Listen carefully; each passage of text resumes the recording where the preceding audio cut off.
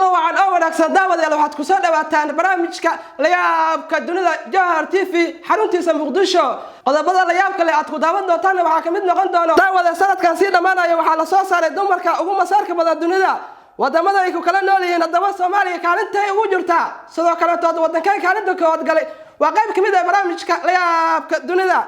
sidoo kale daawada waxaad ku daawan doontaan nin asagoo nool waraysi oo bixinayo ku sheegay inuu dhintay 1998 waa tahay lamaana shiinaas ah oo laba boqor baranbara la galay garoon diyaaradeed waad kaga bogan doontaan barnaamijka inta hawada ku jiro inay guursatay maska loo yaqaan kabraha imisa sano ayo xiriirkooda soo jiitay waad kaga bogan doontaan barnaamijka inta hawada ku jiro tuula ku taala koonfurta dalka Turkiga waxa ku nool qoys sida xayawaanka kala ku soconaya lagu hayo gacmaha waa qayb kamid ah barnaamijka Layaab TV markale iyo barnaamijka layaabka dunida naagta adduunka ugu masaarka badan ayaa ninkeedu wuxuu leeyahay waxay maalin waliba imarisaa qalab lagu ogaado qofku inuu been sheegayo in kale qalabka oo la yiraahdo lie detector si ay u ogaato in ninkeedu uu daacad yahay in kalantood waxay fiirisaa telefoonkayga email-adayda iyo qonaalada bangiga ee soo dhaca waa sida uu hadalka u dhigay lamaanahan ayaa isku guursaday jacayl saaxiibtinimo balse Dabi Wood waxay ninkeedu ka mamnuucday inuu daawado dumarka sawiradooda oo ka daawado TV-ga iyo wargeysyada waa tahay adiga ninkaaga maxaa ka mamnuuci lahayd haddii aad tahay dumar liinta cashuuraha ee dalka Shiinaha oo ku sugnaa garoon diyaaradeed ayaa la kulmay arrin la yaab leh kadib markii ay fureen boorso ay lamaano wataan taasoo ay ka heleen 200 baranbaro waliba nool sida ay sheegaan laamaha ammaanka ee ku sugnaa garoonka diyaaradaha Beijing International Airport ayaa arkay in waxa boorsadu ku jiro ay nuxnuuxsanayaan kadib markii ay boorsadu dhex martay mashiin wax lagu baadho India waa kan ugu mucjisooyinka badan caalamka wax walba aan la malaysan karin waa laga soo wariyaa habeenay 30 jir ayaa loo guuriyay maska loo yaqaan kobraha oo 3 sano xiriir kala dhaxeeyay waa tahay waa arrin la yaab leh waa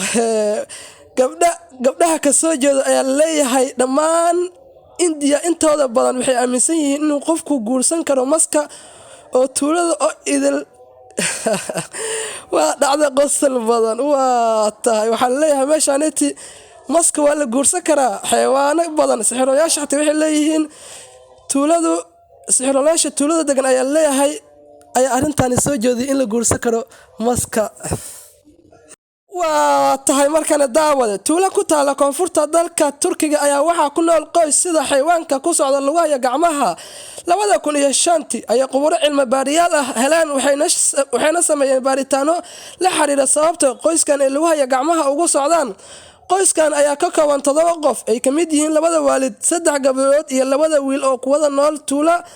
ee ku nool yihiin dad danyar ah waxa la yaab kale ayaa ah in waalidka caruurta dhalay ee sida caadiga u socdaan hase yeeshee 5 qof oo walaalaha ay gacmaha iyo lugaha ku socdaan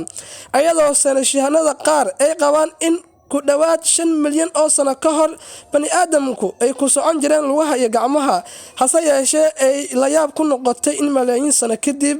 ee la arko in dad lugaha iyo gacmaha ku soconayo hase yeeshee takhaatiirta ayaa ku sheegay in ay cudur tahay sidaan daawada inta ayaa ku soo afbeeraya barnaamijka layaabka dunida anigu waxaan ahay Maxamed Muxudiin Abuukar inaad nagu soo biirto si aad noola sii joogto waxaad u baahan tahay inaad page-keena like iyo follow aad tiraahdo ama aad subscribe saarato barta YouTube-ka aynu ku leenahay Jawhar TV daawade mar waliba waxaad naga heli doontaa